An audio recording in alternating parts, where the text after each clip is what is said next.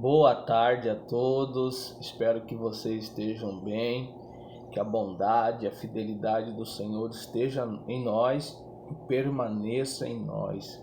Eu quero compartilhar com você uma palavra nesta hora que está registrado no livro de Gênesis, capítulo 6, do verso 5, que diz assim: E viu o Senhor que a maldade do homem se multiplicara sobre a terra, e que toda imaginação dos pensamentos do seu coração era só para a maldade. Então arrependeu-se o Senhor de haver feito o homem sobre a terra, e pesou-lhe em seu coração. Esse versículo 6 é um versículo que há muita discussão nesse versículo, porque Deus se arrependeu. Como alguém que faz tudo perfeito, que conhece o hoje, o amanhã e o futuro, pode se arrepender? Tem o contexto disso, porque o Senhor viu que a maldade da humanidade aumentou, multiplicou-se. Então o Senhor se arrepende. Por quê? Porque se nós prestarmos atenção do início, nós vamos ver que a Bíblia diz que criou Deus o homem, conforme a sua imagem e semelhança. Para quê? Para dominar sobre a terra. Então, o propósito da criação foi o quê? Que nós sejamos o representante de Deus, que sejamos aquele que é a boca de Deus na terra. Claro que não está falando de uma semelhança física, mas está falando de um comportamento, está falando de atitudes, está falando de um estilo de vida que representa o Criador. Então, por a humanidade não estar representando Deus, não está revelando o caráter de Deus, Deus se arrepende. Eu fico imaginando, eu sou pai, talvez você que está me ouvindo também é pai. Quando você vê um filho seu fazendo algo que você não lhe ensinou, algo que vai ao contrário daquilo que você defende, aquilo que é o seu caráter, claro, com certeza que no meu coração eu vou ficar triste. Por quê? Porque não é isso que eu ensinei. Não é isso que eu estou mostrando em comportamento, em atitude. Então, claro que o meu coração vai entristecer. Então, você imagina o Criador olhando para a terra e vendo a terra se embaraçado no pecado, se afundando na imundície. Claro que o Criador se arrepende. Por quê? Porque não é o caráter dele, não é o comportamento dele. Então, claro que para frente surge Noé, um grande homem de Deus que vai salvar a humanidade, e isso aponta para Jesus. Anos depois vem Jesus e morre na cruz e nos dá a oportunidade de voltar à origem, para voltar ao lugar do propósito. Por qual propósito Deus criou a humanidade? Por qual motivo Deus me criou? Eu lembro quando Deus chama Jeremias, né? E Jeremias fala assim: mas eu não posso, eu sou pequeno ainda, eu não consigo. E o Senhor fala assim: Jeremias, não fala isso, porque antes mesmo de você estar no ventre da sua mãe, na madre da sua mãe, eu já te separei, eu te gerei, eu designei você a profeta às nações, então não se preocupa. Então veja que Deus nos criou para governar. Deus nos criou para apresentar a esta terra a glória dele.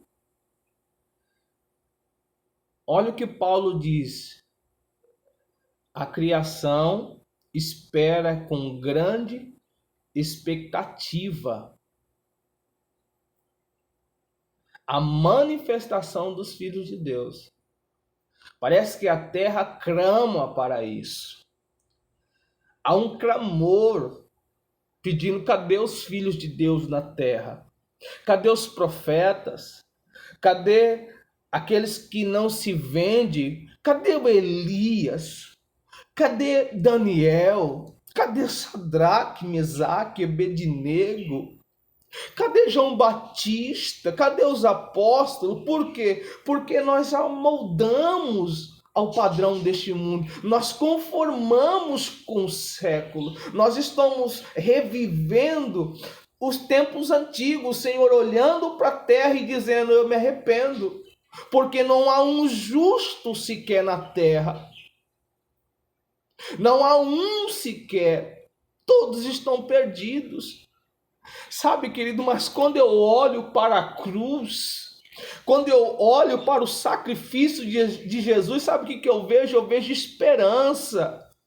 Eu vejo Deus nos dando uma porta de escape para voltarmos à origem, para voltarmos ao propósito. E qual propósito é esse, pastor? De ser um representante de Deus na terra. Mas como nós vamos ser representantes se nós somos falsos? Se nós não somos verdadeiros? Se nós não apresentamos um caráter semelhante a de Jesus?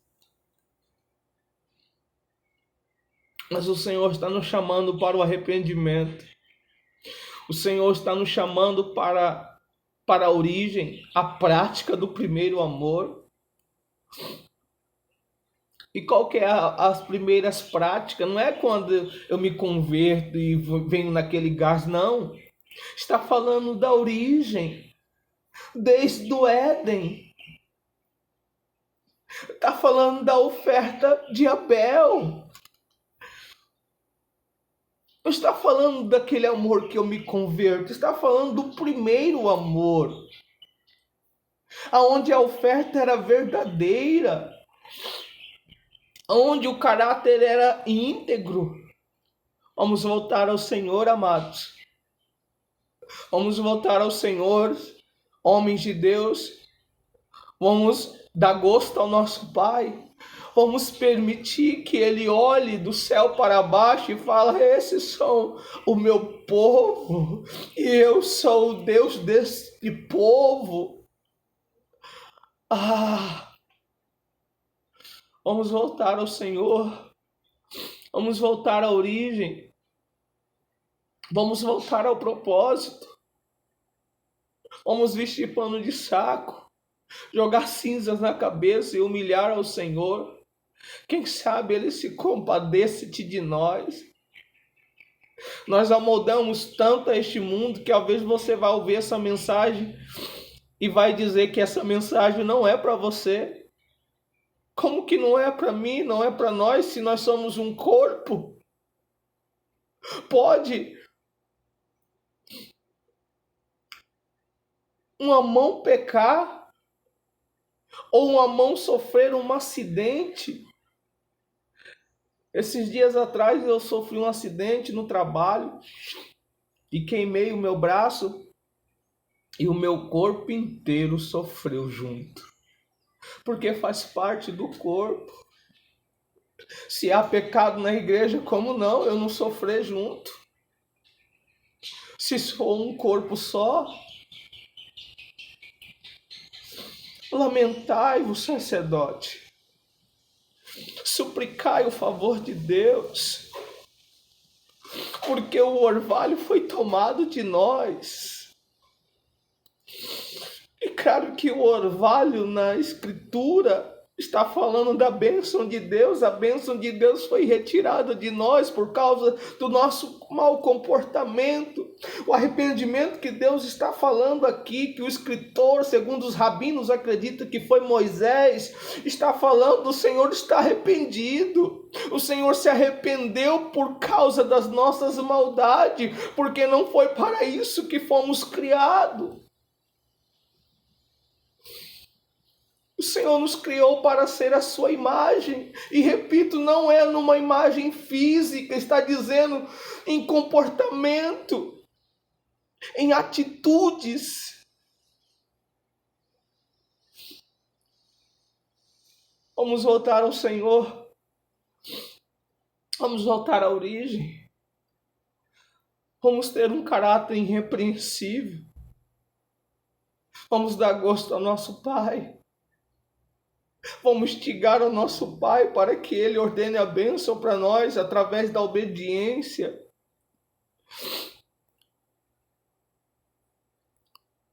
Através de um estilo de vida. Veio Noé, mas se a gente procurar, a gente vai descobrir que Noé, ele é bisneto de Enoque. Enoque agradou tanto a Deus, que Deus falou assim, eu tenho que tomar esse rapaz, porque o homem é justo demais. E Noé também andou com o Senhor. Noé teve um caráter íntegro. Noé foi justo. Noé foi achado irrepreensível. Será que nesse tempo, a qual nós esquecemos do Senhor, é possível achar um homem íntegro nessa terra? Será que é possível colocar Daniel no palácio e ele não participar da mesa? Não. Os homens grandes entram no palácio e eles comem da mesa do sacrifício. Como é que nós vamos ver um leão com a boca fechada se não tem um Daniel que rejeita os manjares? Como é que nós vamos ver o quarto homem na fornalha se todo se dobra a imagem? Como é que nós vamos ver sinais? Como é que nós vamos restaurar o altar e fazer o fogo cair do céu? Sendo que nós dobramos ao sistema de Jezabel. Como é que isso vai acontecer? Que dia que é que nós vamos olhar para um paralítico e dizer, eu não tenho ouro, eu não tenho prata, mas o que eu tenho, eu te dou, levanta e anda. Sendo que nós somos mentirosos, corruptos, não usamos a balança honesta. Vamos voltar ao Senhor, quem sabe Ele se compadeça de nós. Deus te abençoe, Deus te encha de graça e sabedoria para que você possa trilhar o caminho da honra.